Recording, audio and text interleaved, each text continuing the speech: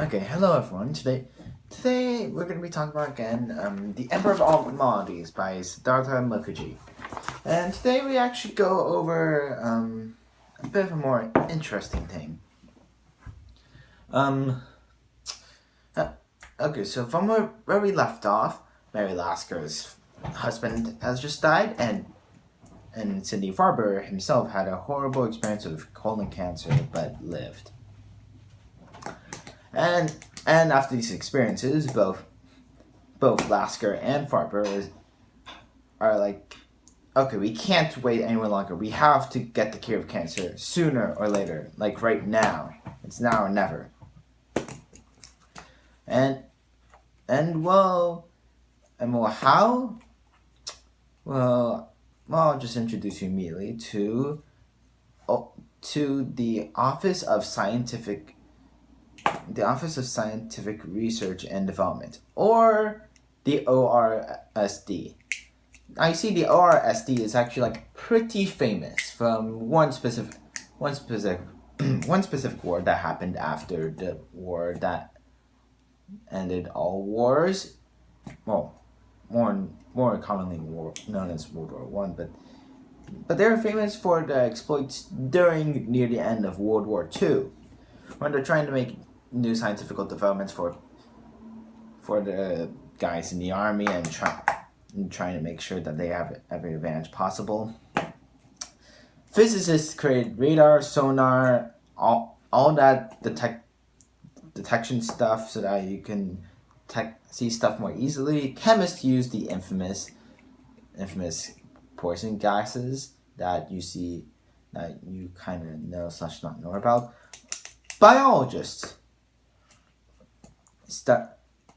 study parts of the human body and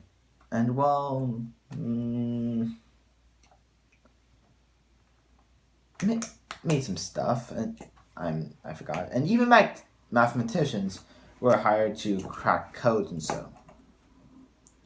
But the thing that they're most famous with is a specific thing that people call nowadays the Manhattan Project.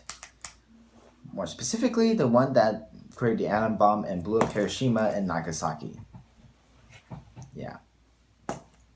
And then after the war, things were kind of getting rough for the ORSD to develop new scientific stuff. Vannevar Bush, the head at the time, was trying to encourage such research, even the most basic of them, but that didn't really work out that well. But he did get an honorable mention by the National Science Foundation, or the NSF. And speaking of the NSF, they declared their own all-out attack on cancer. More specifically, their Manhattan Project for cancer. And thus they were supported by Lasker and Farber immediately. And around the clock, many researchers and scientists were using drugs and testing them day and night, every single time. About 528 of them, and about 1,000 later. Well, this was happening. Farber, who can't let them have all of the work and fun, decided to research too, and found a specific chemical known as acetomasin D, which was in hindsight very effective against physical cancers, but it was strongly ineffective against what he originally tried to cure, leukemia.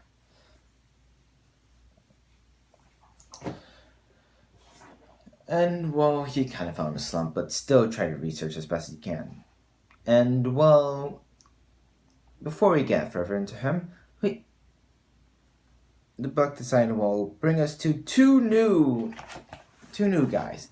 Emil Frederick, a newly recruited medical researcher for the National Cancer Institute, and well, it was a pretty loud and well kind of guy, well hearty and all, and well he was walking up his steps one day to his office, and the moment he got to the door, he saw it spelled Emile Frey, MD. It's like, oh, for God's sake, it must be the government because spelling errors or so. And the other guy that I like to introduce is Emile Frey, the guy who found inside, the guy that Friedrich found inside of the office. So yeah, it wasn't misspelled, and his office was actually right next door, with better spelling this time.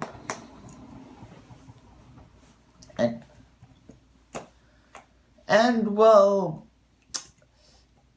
just to go on a bit, Frey was Frederick's foil. Well, Frederick was outspoken, a bit of a booming voice, and sometimes exploded into an even louder booming laughter. Frey was calm, charming, and a man of few carefully chosen words. And well, whenever he tried to reassure worried parents, it's like his nature. And it was like an art. Oh yeah, fun fact, he was actually an art student before he became a medical student. Now then, George Zubbard, who was the head of the National Cancer Institute at the time, decided to pair both of them up because they seemed to have a similar synergy and work pretty well together. So most of the time, Frey's job was mainly to keep Frederick out of trouble, which he was pretty good at, thankfully. And well, where am I getting at right now with this relating to cancer? Well, an English guy who was actually a survivor of cancer himself. Kind of forgot his name. He devised a very good he devised a very interesting system. Whereas where normally you assign a doctor to a patient that they know about everything about the patient, and they have to inject a drug or whatever they have for the cure for the patient in them, the doctors may have some biases for whether to use more than the amount or less than the amount required. What the guy devised is that the doctors be given randomly assigned patients, and the drug they have will either be the real thing or a placebo, aka a fake one. So that way it will turn the doctor's opinion more towards neutral than leaning on one, than weighing more down on one side than the other. And the experiment actually worked great. Every single one of the patients that both have the placebo and the actual were working fine. Frey and Frederick actually agreed with it, and all thought this could apply to cancer too, and thus tried, and actually came up with the idea of testing more than one drug on cancer patients. Basically,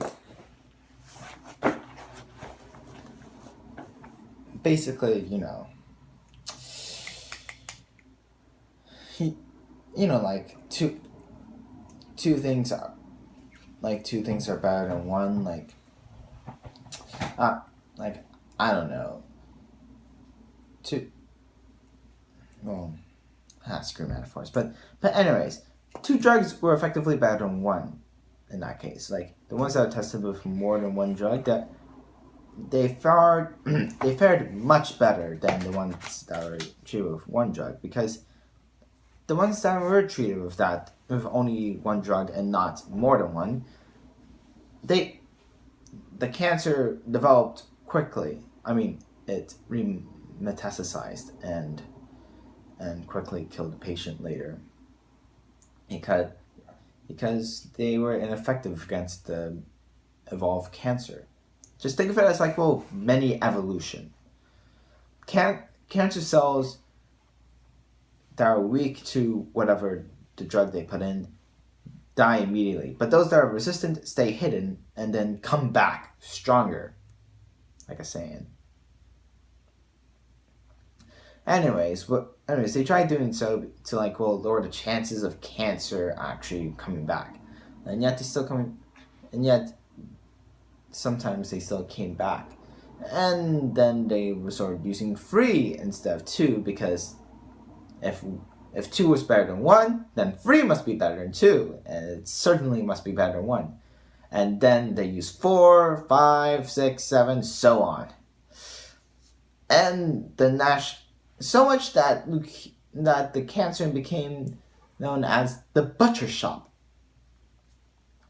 They started to, the NCI will step in and say, no, we don't want this. We don't want our institute to become the national butcher shop.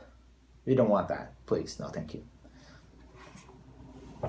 Though necessarily about 2 years later, two new residents who are next door to Frederick and Frey, Chiu Lee and Roy Gold, came in. Now, specifically, I'm going to be focusing on Chiu Lee. Chiu Lee, a guy who moved to the U.S. after graduating from Mekhen University in China. He actually had a bit of a medical career in one of the hospitals, but then the Korean War broke out, and in order to avoid being drafted, he decided to take up a job as a medical researcher, which thus prevented and negated him from being drafted into the war. And though he was only planning on doing this until the war ended, it soon became his growing obsession. He was studying. Give me for a sec. He was studying choriocarcinoma, a cancer of the placenta, basically coming from a certain woman's private part. But it had to do with birthing babies, and that could instantly lead a birth of a baby to the immediate death of the parent, and possibly the death of the baby itself. And while studying this, he tried to find a way to cure it, like the first patient he had before he made his obsession, which he tried to, as much as he can, to cure with his current knowledge, died 3 hours later in his hands. And thus, when he heard of Farber's antifolate, he immediately instinctively made the connection, and decided that he needed to try to test it as rigorously as possible.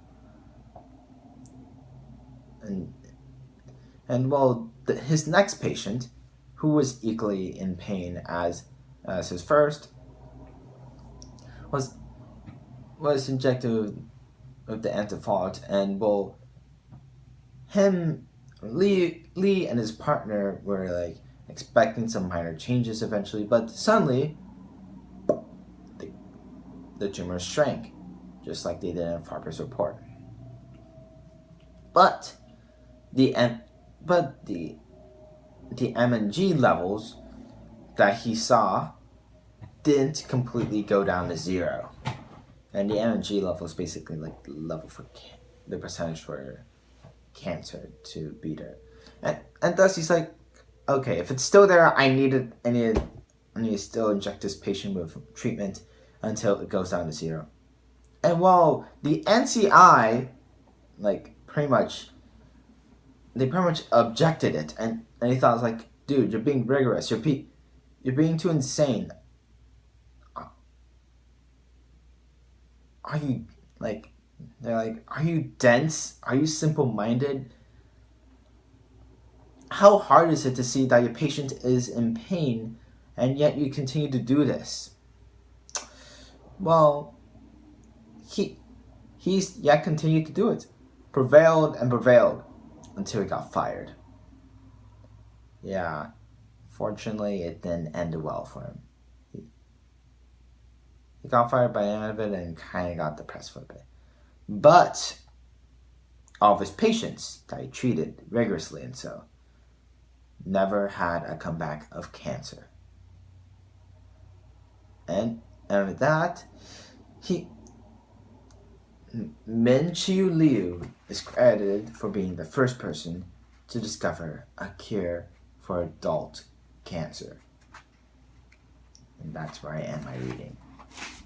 So, Chiu Liu is someone who found a cure against cancer? Well, for adults, yeah, it's not completely for everyone, but yeah, mainly for adults who will have developed immune structures and can withstand a lot of chemotherapy.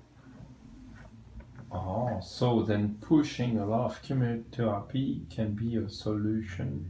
Yes, continue doing it so that there are no more cancer cells to evolve. Like the first time we did it, nearly all the cancer cells were wiped, but there's still a few left.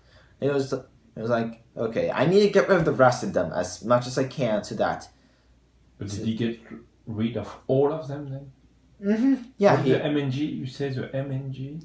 I'm not sure about the exact naming, but... No, I don't need the naming. You say the MNG is the one, there's still some left in the body? Yes.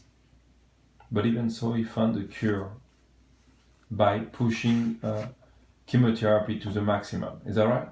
Mm-hmm. Yeah. And then you talked before about someone putting many different level of chemotherapy. Mm-hmm. 1, 2, 3, 4, 5, you said. What was it about? What was it about exactly? Oh yeah, that's because they were trying more than one drug. Like if you ever watch Ratatouille, where Remy tries one, like the scene where Remy tries one bit of cheese and one grape, and then tries chomping on both of them together. Like that terminology. Did it work out for them?